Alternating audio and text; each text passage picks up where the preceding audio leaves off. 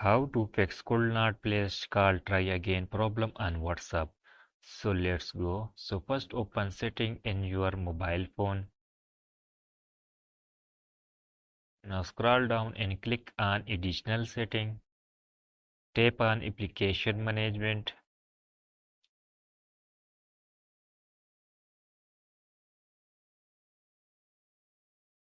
Now scroll down and find WhatsApp.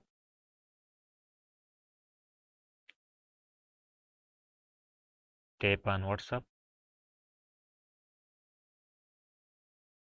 Now clear caches and tap on force stop. Tap on OK. Now go back and open Play Store.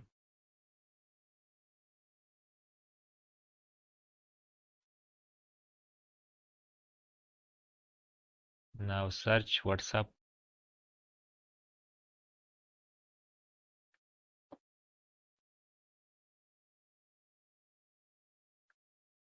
First update your WhatsApp. After updating, the problem will be solved easily. Thanks for watching.